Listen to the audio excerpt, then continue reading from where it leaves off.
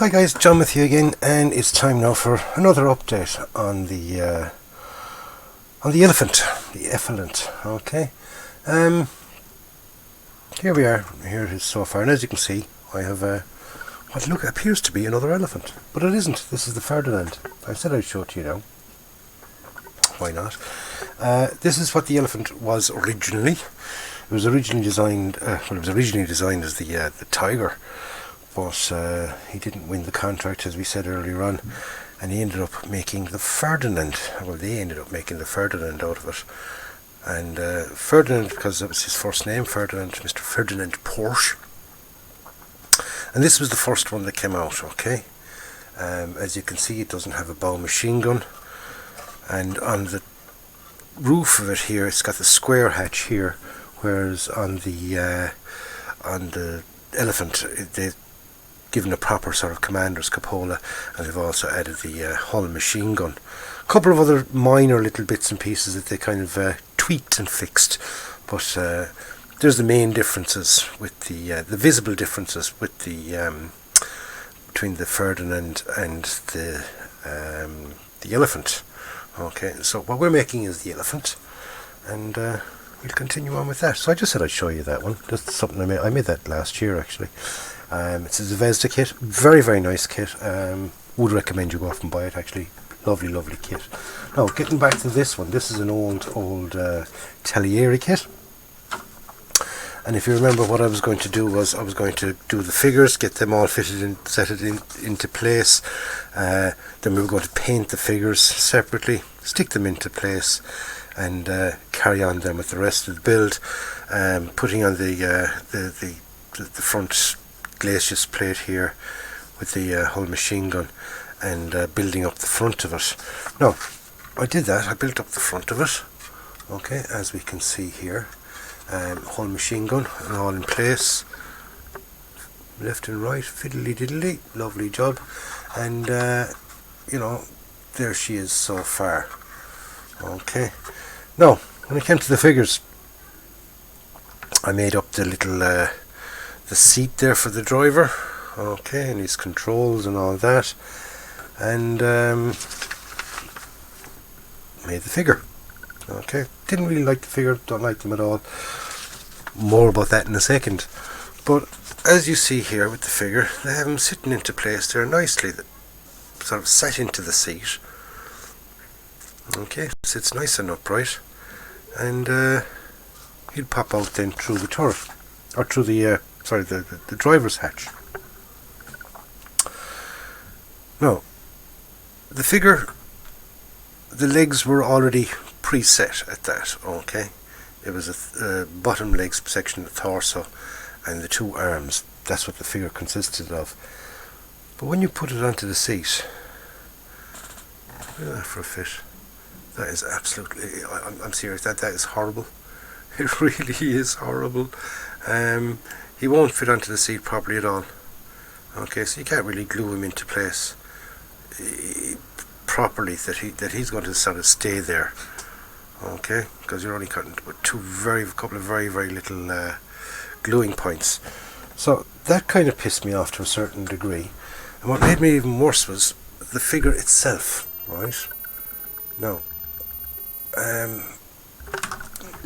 throw a bit of light on the subject there.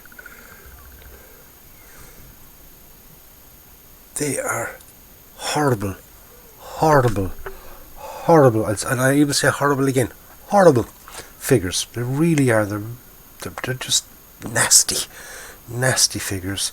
And I've decided I'm not going to use them. I'm just not going to use them. They're really, really bad. And they're not really a good figure to kind of show you a sort of a painting tutorial on them even, because they are that bad. And a bit of advice for you really, if you get a kit and you buy it and you start building away and just set of figures with it, especially if you buy one of the older kits. When the newer kits, the figures are much, much better. But if you buy a kit and the figures are bad, like these ones here, and you say, fuck it, I'll do them anyway, and you paint them up and you fit them into place and everything else, and then you make the rest of your vehicle and you do a lovely job in the vehicle, those horrible figures can ruin the The whole thing. Simple as that. Well, that's my personal opinion. But I do honestly feel that bad figures can ruin a whole kit, a whole model. So what I've decided to do is decided not to use the figures, so therefore I'm going to have the hatches closed. So if I'm going to have the hatches closed, it's pointless carrying on with those. But I did say I was going to do a sort of a painting tutorial on the figures. So what I'm going to do is, when we come around to doing the painting of the vehicle, I am going to do a separate little one as part of the build on painting figures. Okay. Also, when it comes to painting, a question I was asked was, am I continuing on with the sort of the beginner's sort of guide to building kits? Am I going to airbrush, or am I going to hand paint? Now, I gave it some thought and then sort of realised I use these paints. Okay, these are Tamiya paints, right? When it comes to airbrushing, I think you can't get better than them. Again, personal opinion. Some people prefer MIG, some people prefer Vallejo or Vallejo. Whatever your preference. Anyway, this is my preference. Okay, the Tamiyas. Now, they're absolutely fabulous paints. They're alcohol-based acrylics. Now, being an alcohol-based acrylic means they dry fast. Okay, which is brilliant for airbrushing, because they, you can sort of airbrush that, and by the time you've sort of finished it, it's practically, you can literally touch it, and it won't affect the paint. Good and all as they are for airbrushing, they are not great, and actually they're not good for hand painting. Now, they're okay for hand painting for small areas. The fact that they do dry fast. What happens is they start drying on the brush and they start clumping on the brush. So when you're doing large areas, even say this long panel here, if you're hand painting that using Tamiya paints, and you start here, by the time you get to about there, your brush is starting to get hard in places because the paint is drying on them. So you'll end up sort of dragging the paint, and you end up with horrible brush streaks and things in it. So they're not really suitable for brush painting. Now, if you are brush painting, my recommendation, okay, it's only a personal recommendation, again, personal preference, are these. They're Citadel paints, or Games Workshop paints. Another good paint to use would be these, Model Colour, and these are all sort of very, very good for hand painting because they're water-based paints. They have that little bit longer drying time in them. That's the flesh colour I use. Those Citadel paints, they're paints I've literally actually left over from when I used to hand paint, and I used to hand paint before I got before I sort of splashed out and went down the lines of airbrushing. Now, airbrushing, it may sound expensive, and it's not. It's not really, okay? Even initial outlays. The compressor I use, I'd pick it up for about maybe €100. And the Airbrushes themselves, this is the one I use, okay? This is my favourite little airbrush. It's a double action, sort of, what do they call that? Sort of a top loading double action airbrush. Okay, so in other words, when you push down you get air, when you pull back then that's when you get the paint. That airbrush cost me €20. Okay, I got it on Amazon. Great little thing. I think they come from China, they're made in China or someplace like that, but I have this one about nearly 3 years now, and it still works as good as the day I got it. Okay, so if you want to go down along the airbrush line, it is very reasonable. You get some beautiful finishes with it, as in, especially when you're doing sort of larger areas. For the small areas, like for detail painting and all that, say doing cables, machine guns, little boxes, and the tools and things that go onto the vehicle, I hand paint them. And I don't mind hand painting in the Tamiyas because you're not really working the brush for long enough that for it to go dry on you. Okay, so with this one I am going to be doing most of the painting with an airbrush. Okay, so like I said, if you want to go down the lines of, if you are a beginner, obviously you're not going to have an airbrush, but if you do, airbrush away. Like again, I do recommend the Tamiya paints, but if you're going to paint and hand paint, try stay away from the Tamiyas. Go for the Games Workshop or the Model Colour or other similar manufacturers. Make sure they're water-based paints. Thin them out using water, make them nice and light, and give it 1 or 2 coats. Try not to make the paint too thick.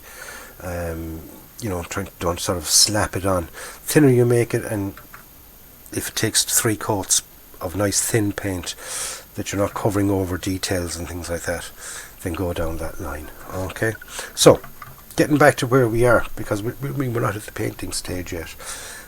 We've just finished, because we're not going to use the figures, we've just finished step number 1. Okay, so we've got all the suspension done, and we've got the main parts of the lower hull all sorted. Okay, so we're on now to step 2. Okay, here is step 2. In step 2, we're working on the main parts of the upper part of the hull. Okay, we've got the engine deck and the driver's hatches and things. So like I said again, I'm going to have the hatches open, so I'll put the hatches in place and glue them down rather than having them in the glued up position.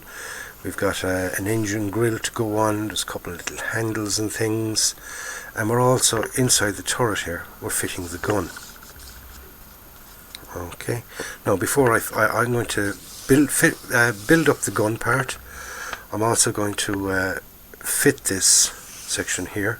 I'm not going to fit the gun section on because I want to show you the insides when all that is built up, just to show you what I've done here with those.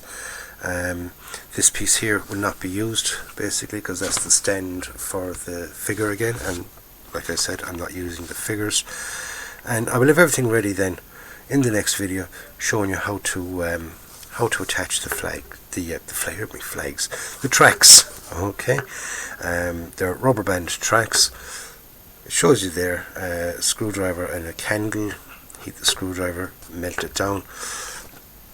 That's all well and grand in pictures, but I'll just show you 1 or 2 little hints and tips, okay, for doing the tracks. Okay, so I'll have everything ready then for putting on the tracks. So I'll get them all done, we'll get back to you, and in the next video we'll be doing the tracks, showing you the inside of the turret, and showing you what I've gotten done with the upper part of the turret itself. After that, then we've only just got a few more pieces to go on, and then we're into the painting. Like I said, it's a quick and easy build. Now I am kind of dragging it out a bit, but it is a quick and easy build.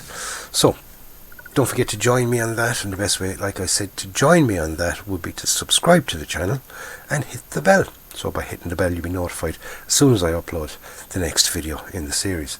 So thank you very much for taking your time out to watch this little one. I will join you again very, very shortly. In the meantime, enjoy your modelling. If you're a beginner, get out there and get a kit. Don't bother looking at any more videos. Just go out and buy a kit and then come back and watch the videos. And like I said, buy your few basic tools. You might even have them around the house. So I'll catch you on the next one, lads. Stay safe, enjoy your modelling, and most of all, go out and buy yourself a kit, build it and enjoy it, and I'll catch you on the next one. Stay safe.